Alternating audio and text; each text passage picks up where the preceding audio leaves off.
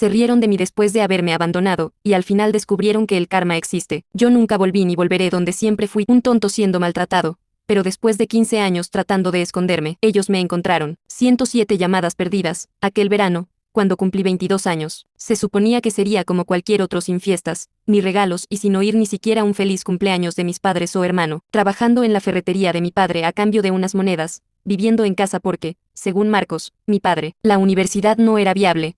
O bueno, digamos que al menos eso era lo que me decía solo a mí y, como siempre, sirviendo de saco de boxeo para mi hermano el favorito de papá, Alan, a quien si apoyo con la universidad no éramos exactamente pobres, pero tampoco del tipo que se va de vacaciones a Disney. Así que cuando Marcos, mi padre o bueno, no sé si llamarle así a ese desgraciado, llegó una noche y anunció que haríamos un viaje familiar a Colorado, para la boda de mi tío, debí haber sospechado que algo andaba mal, porque para comenzar nunca me llevaban a las reuniones de la familia ni nada de eso. 3 días después de empezar esa bendita travesía, ya me arrepentía de no haber inventado alguna excusa para quedarme en casa como siempre. Mi padre y Alan se turnaban en su juego favorito, convertir la vida de Salvador en un infierno, y hasta les salió perfecto porque sinceramente sentía cada día que vivía el infierno en la tierra. Mi madre, de vez en cuando, soltaba un ya basta con esa voz débil suya, pero todos sabíamos que era pura actuación. Quisiera negarlo, pero es la única verdad. Sí, mi madre, quien me llevó en su vientre por 9 meses, no se importaba en lo más mínimo por lo que me hacían. Un día me dijo: mira, déjame explicarte algo sobre tu familia. Marcos no es solo un padre estricto, pero la verdad es que él era del tipo de persona despreciable que te despertaba a las 3 de la mañana para gritarte por una tarea que olvidaste, que tiraba tus cosas a la basura si estaban en su camino, que vivía diciéndome que no servía para nada, que solo era un parásito, que mi madre decidió tenerme, pero que si fuera por él solo tuvieran a Alan desde que era lo bastante chico para entender el significado de esas palabras. Alan lo entendió rápido: o te convertías en una copia de papá, o te convertías en mí. Adivina cuál camino eligió. Aquella mañana paramos en un área de descanso, en medio de la nada, en Colorado, con un calor infernal que ustedes no se imaginan. Solo había campo, montañas a lo lejos, y un baño feo con unas máquinas expendedoras de gaseosas en una gasolinera. Yo había dormido en el asiento trasero de nuestra minivan y necesitaba estirar las piernas e ir al baño. Mi padre y Alan se reían de algo mientras mi madre se miraba en el espejito del coche, retocando el maquillaje. Recuerdo exactamente lo que llevaba puesto: una camiseta descolorida de metallica, jeans rotos en la rodilla y mis viejos Vans. No llevé el celular porque se estaba cargando en el coche, ni la cartera. ¿Para qué? Estábamos en medio de la nada y solo iba a orinar. 10 minutos, tal vez menos. Ese fue el tiempo que pasé en el baño. Cuando salí, cegado por el sol fuerte, el lugar donde estaba estacionado nuestro coche estaba vacío. La minivan verde oscuro simplemente había desaparecido. Al principio pensé que la habían movido, por causa del sol, o que era alguna broma tonta. Di una vuelta completa por el área de descanso y nada. Realmente me habían dejado tirado en medio de la nada sin ninguna posibilidad de salir de allí. Son mi teléfono ni mi cartera, y así es como se siente cuando la traición viene de alguien con tu misma sangre. Duele diferente. Esperé 1 hora sentado en la acera, tratando de convencerme de que era una broma, que pronto volverían. Algunas personas pasaron por allí. Algunas me miraron raro. Un camionero me preguntó si estaba bien. Mentí. Le dije que esperaba a mi novia, que estaba en el baño. Asintió y se fue. Después de 2 horas, ese nudo en el estómago empezó a apretar. No iban a volver. Mi primer impulso fue pedirle el teléfono a alguien, llamarlos, rogarles que regresaran. Pero cuando me acerqué a una mujer con 2 niños, algo me detuvo. Toda una vida de recuerdos pasó por mi cabeza: cada humillación, cada risa a mis expensas, cada broma que era pura crueldad disfrazada. Era como si oyera sus voces: Alan diciendo: apuesto que ahora está llorando. Mi padre diciendo: que se las arregle solo. Si no es tan tonto como parece, encontrará cómo volver. Y la voz débil de mi madre tratando de protestar, sin cambiar nada. Entonces tomé una decisión. Me acerqué a la mujer y le pedí el celular. Pero no llamé a mi familia, llamé a información y pedí el número del refugio más cercano, a unos 40 minutos de allí. Luego le pedí a la mujer si podía llevarme a la ciudad. Le dije que mi familia tuvo una emergencia y tuvo que irse, pero que alguien vendría por mí después. Dudó, pero debí parecerle lo bastante inofensivo, porque aceptó. Esa primera noche en el refugio fue un golpe de realidad. Solo tenía la ropa puesta, sin documentos, sin dinero, sin nadie a quien llamar. Un hombre del refugio, Dave, me dejó usar la computadora para intentar encontrar la dirección de mi tío, la que había visto en la invitación de la boda. Pensé en ir allí para buscar a mi familia, pero me detuve y pensé: ¿para qué? ¿Para correr detrás de los que me dejaron tirado a la orilla de la carretera para reírse de mí? En lugar de eso, creé un nuevo correo electrónico, busqué cómo obtener documentos de emergencia, trabajos que pagaran en efectivo, e hice un plan. 2 días después, estaba lavando platos en un pequeño restaurante. La dueña, Geraldine, era una mujer de unos 60 años, con el pelo gris con mechas moradas y más tatuajes de los que imaginé. Entré y pregunté si necesitaban ayuda. Le dije que me habían robado la cartera, pero que necesitaba trabajar. Me miró de arriba a abajo y dijo: el lavaplatos se fue ayer, Si robas algo, estás muerto, empiezas ahora. Dicen que cuando tocas fondo, solo queda subir. Pasé una semana trabajando el doble, durmiendo en el refugio, usando ropa donada. David me ayudó a iniciar el proceso para obtener mis documentos, contactando el registro civil de mi estado. Con el primer dinero que gané, compré un celular prepago en Walmart. 7 días después de haber sido abandonado, el teléfono sonó. Número desconocido. Contesté, era mi madre, con voz temblorosa. ¿Dónde estás? ¿Estás bien? Te hemos buscado por todas partes. Decía que solo era una broma, que habían esperado 20 minutos cerca y luego regresado, pero no me encontraron. Después escuché su falsa desesperación, su preocupación fingida. De fondo se oía a mi padre, dile que deje el drama y que vaya a la casa del tío Rick y a Alan. Salvador, ¿estás ahí? Di algo. Estamos muy preocupados. Aquel nudo en el estómago ya no existía, en su lugar había claridad. Querían ver si podía arreglármela solo. No. Pues miren. Mi voz sonó más firme de lo que jamás había sido. Colgué, bloqueé el número. Luego bloqueé todos los números de mi familia que recordaba. Por si acaso. Al día siguiente fui a una tienda Verizon y cambié mi número. 27 llamadas perdidas antes de eso. Imaginé sus caras, cada vez más irritadas al darse cuenta de que su saco de boxeo no volvería para recibir otra paliza. Un mes después, tenía mi propio apartamento, un estudio sobre una lavandería. Era diminuto y siempre olía a suavizante, pero era mío. Fui ascendido a ayudante de cocina, y Geraldine me enseñaba a cortar verduras sin arrancarme un dedo. 11 meses habían pasado desde aquel día en el área de descanso. 11 meses y 6 ascensos después. Lo puedes creer, de lavaplatos a jefe en ese restaurante. Geraldine no es de halagar, pero hasta ella parece orgullosa cuando me ve preparar esa salsa holandesa que aprendí viendo tutoriales. Olvidé decirte que logré comprar una laptop usada con internet. Uno puede aprender cualquier cosa. Pasaba las noches estudiando técnicas de cocina, tomando notas en un cuaderno viejo que me regaló Jenna, la mesera más antigua del restaurante. Me despertaba a las 5. Estudiaba 2 horas, iba al trabajo, regresaba, estudiaba más. Dormí con la luz encendida durante meses porque me daba miedo la oscuridad del sótano de la lavandería. Pero, ¿sabes qué? El miedo también enseña. Te enseña a ser astuto, a no desperdiciar oportunidades. David, del refugio, se volvió mi amigo. Cada domingo almorzábamos juntos. Me regaló mi primer juego de cuchillos profesionales cuando cumplí 1 año allí. Dijo que creía en mí más que cualquier familia biológica podría hacerlo, y tal vez era verdad, porque sinceramente hasta ese punto si me dijeran cualquier cosa negativa en cuanto a ellos la creía sin cuestionar ni siquiera una palabra. Esa tarde de martes estaba preparando el mise en place, picando cebollas, pelando papas, preparando salsas. Tenía los ojos hinchados, pero no por las cebollas, no sé explicarlo, pero a veces la rabia todavía sube de la nada. La campanilla de la puerta sonó. Miré por la ventanilla y vi a Geraldine hablando con una chica, una muchacha delgada, con una mochila casi tan grande como ella, el cabello lacio cubriéndole el rostro. Fue directo a la cocina. Chef Salvador, dijo Geraldine, nunca me había llamado chef antes. Algo andaba mal. Hay alguien que quiere conocerte. La chica levantó el rostro, y sentí que la sangre se me helaba.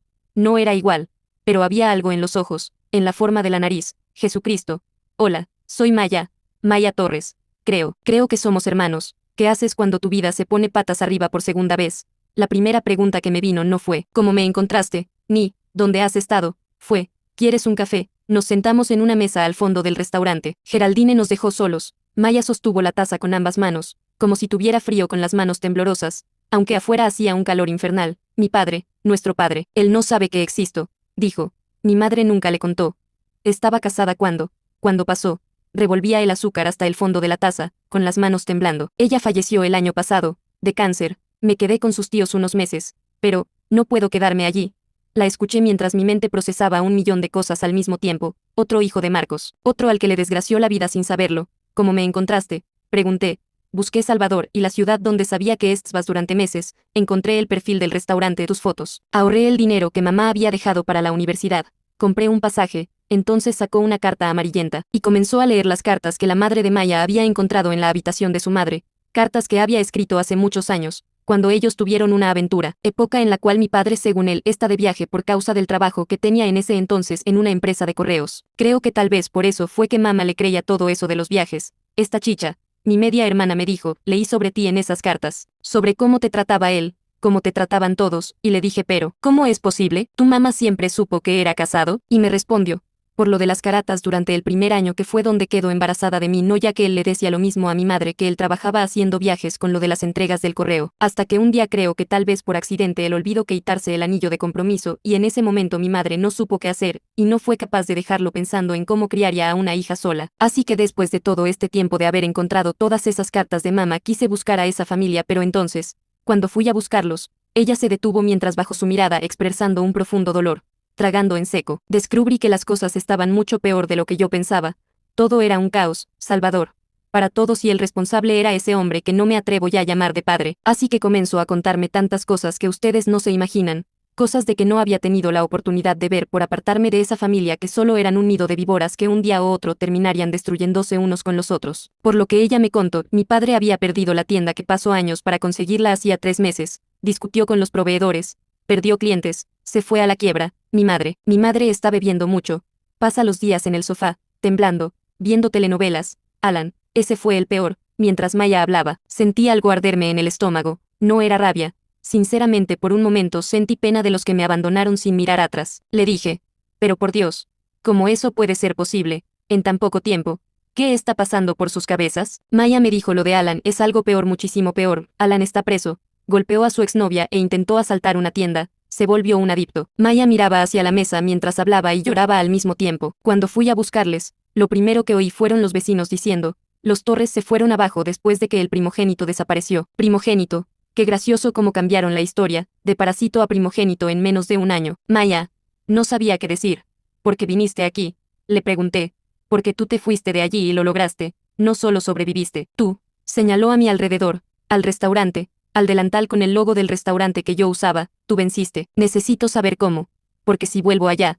Si tengo que vivir con ellos. No sé si sobreviva en ese infierno. La palabra pero Maya, ¿qué me estás queriendo decir? Sus palabras resonaron en mi cabeza. Recordé todas las veces que cerré la puerta del baño de casa pensando en acabar con todo. Todas las veces que Alan me pateó mientras yo me hacía un ovillo en el suelo, odiando mi propia existencia. No vas a fallecer, dije firme. No mientras yo pueda evitarlo. Esa noche, Maya durmió en mi sofá. Mi apartamento se había vuelto menos apretado desde que me mudé a un lugar mejor, pero seguía siendo pequeño. Durmió abrazada a su mochila, como si alguien pudiera robársela en cualquier momento. Yo me quedé despierto en mi cuarto, mirando el techo, con la conversación martillándome en la cabeza. No podía creer que tuviera una hermana y que para colmo mi padre se había encargado de hacerla sufrir tanto como lo hizo conmigo. Ellos me habían buscado.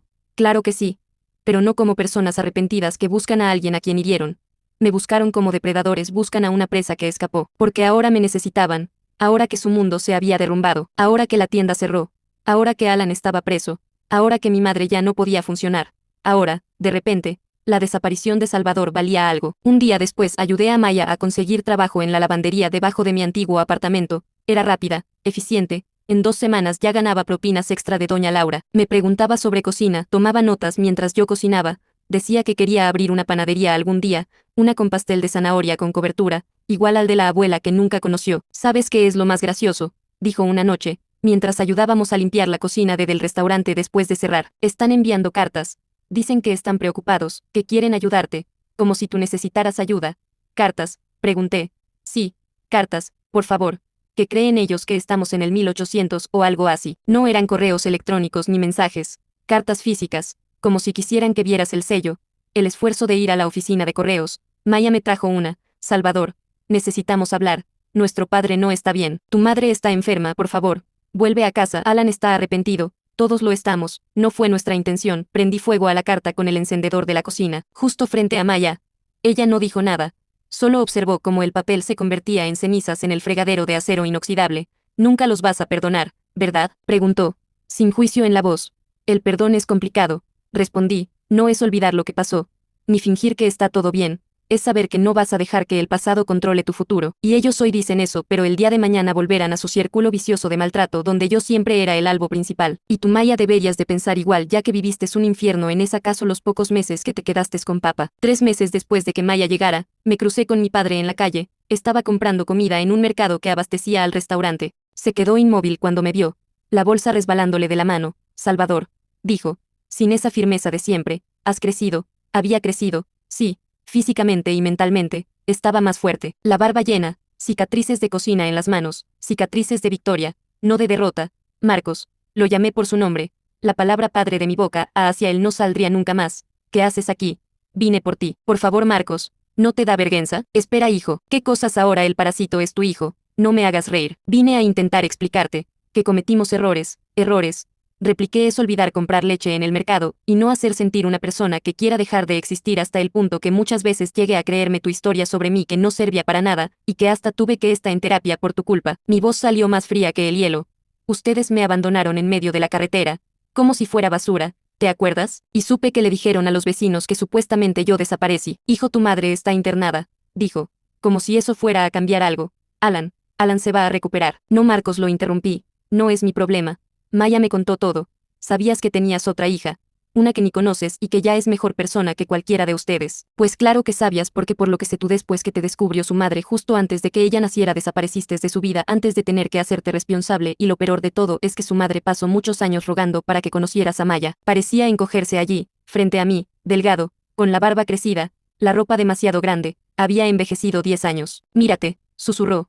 Te has convertido en alguien, a pesar de ustedes, respondí. No, gracias a ustedes. Podemos empezar de nuevo. Marcos, ustedes pueden empezar de nuevo, pero sin mí. En el pasado, habría dicho que sí, pero entendí que el único parásito malviviente eres tú, aprovechándote de todos los que están a tu alrededor. Pensándote en sus palabras y recordando mi pasado, habría corrido a sus brazos, rogando por atención, por amor, por cualquier migaja de afecto que quisiera darme, pero ya no era ese niño. Pero no.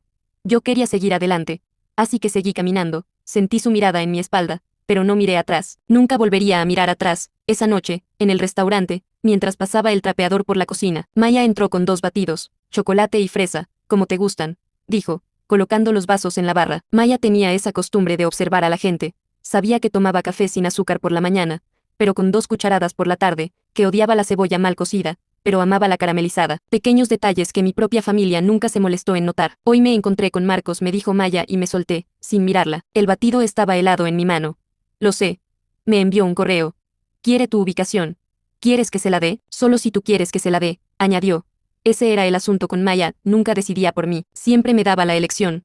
Algo que nunca tuve dentro de aquella familia. No quiero, le dije. Bebí un trago del batido. Pero, tal vez podamos ayudar de otro modo. Ella esperó. Maya era buena esperando. Una de las muchas cosas que aprendí de ella. ¿Mi madre está internada?, pregunté al fin. Sí, en una clínica privada de rehabilitación. Nuestro padre gastó lo que quedaba de la venta de la casa para internarla. Y Alan, 6 meses de prisión, saldrá en 2. Creo que se dio cuenta de algo cuando desapareciste. Se la pasa repitiendo que ustedes eran inseparables de niños. Eso me hizo reír, una risa amarga. Inseparables era una forma bonita de decir que Alan se pegaba a mí para asegurarse de tener siempre a alguien a quien someter. Maya, te diré algo, dije.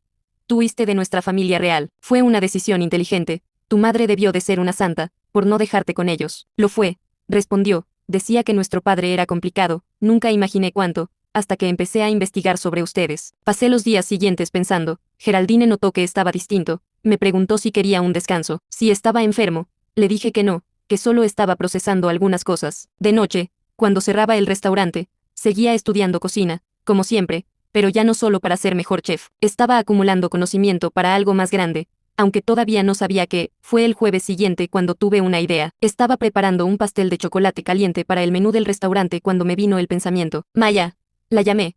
Estaba en el restaurante reorganizando las sillas. ¿Qué pasa? Dijiste que la clínica donde está mamá es cara. No, mucho. $2,000 por semana. ¿Y si pago la próxima semana? Maya se detuvo. Vino hacia la puerta de la cocina. Me miró seria, pero con una condición. Añadí. Yo pago la clínica, pero quiero que le entreguen una carta, que diga que fui yo quien pagó. ¿Qué vas a decir en la carta?, preguntó. Que estoy bien, que vencí, que puede dejar de beber por sí misma, no para impresionarme ni para hacerme volver. ¿Qué falló como madre? Pero, me detuve, buscando las palabras correctas. Que todo el mundo merece una segunda oportunidad, solo que no conmigo. Maya guardó silencio un momento. ¿Y Alan?, preguntó finalmente. ¿Qué pasa con Alan? También vas a ayudarlo a él, ¿verdad? Alan es complicado, admití. No está enfermo como mamá, él eligió ser como es, tal vez porque nunca supo ser de otra manera. Maya sugirió. Yo crecí sin padre. Tú creciste con un padre horrible. Y si Alan creció creyendo que tenía que ser como él para ser amado. Esa era la cosa con Maya. Veía perspectivas que yo no podía, tal vez porque ella había vivido fuera de nuestro caos familiar. 2 días después, transferí $1,500 a la cuenta de la clínica. Era todo lo que tenía ahorrado. Mi salario como jefe de cocina y las propinas que Geraldine compartía conmigo cuando el restaurante iba bien. Escribí la carta en la mesa de los Sannes, en una hoja amarillenta que encontré en el armario de la oficina. Mi letra era de médico. Peor que mi caligrafía normal. Mamá, estoy pagando tu semana de tratamiento. No porque nos hayamos reconciliado, no porque haya vuelto. Lo hago porque todo el mundo merece la oportunidad de mejorar, incluso cuando no merece el perdón. Mantente sobria por ti, no por mí. Estoy mucho mejor que cualquier familia me hizo sentir, Salvador. La semana siguiente fue extraña. Maya me contó que mi madre lloró al recibir la carta, que se la mostró al médico, a las enfermeras, a otros pacientes. Mi hijo me ayudó. Les decía a todos.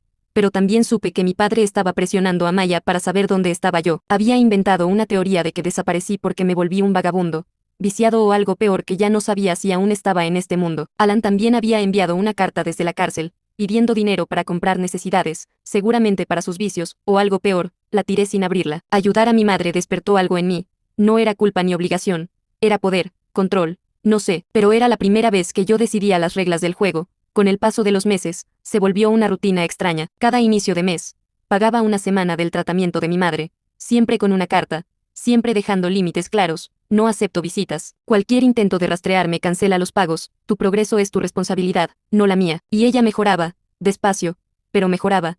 Maya me contó que había dejado de preguntar por mí, y los médicos estaban sorprendidos por su progreso. Mi padre, en cambio, seguía buscándome. Descubrí que había contratado a un investigador privado, con dinero que ni siquiera tenía. El tipo apareció una vez en el Sannes preguntando por un chico llamado Salvador. Geraldine, que a esas alturas se había convertido en mi verdadera madre, lo enfrentó. Si vuelves aquí, te saco cargado hasta el hospital, y si vas a la policía, diré que estabas robando el lugar. El investigador nunca volvió.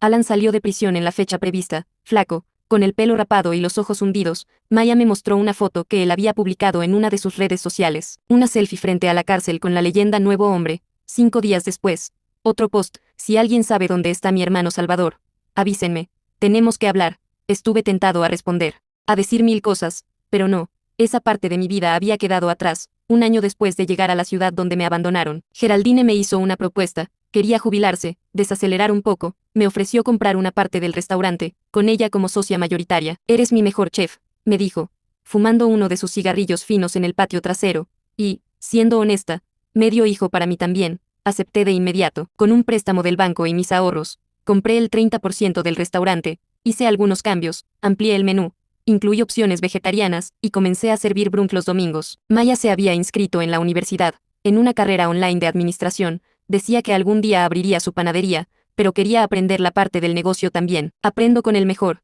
decía, señalándome. Era curioso, en menos de 2 años había pasado de ser víctima a mentor, de saco de boxeo a ejemplo. El fin de semana en que cumplí 2 años lejos de mi familia, Geraldine organizó un asado en su patio, invitó a todos, del restaurante, de la lavandería, incluso al David, del refugio. Has salvado a mucha gente, amigo, me dijo David, con su tercera bebida en la mano. ¿Cuántos chicos has ayudado ya? 5, 6, respondí.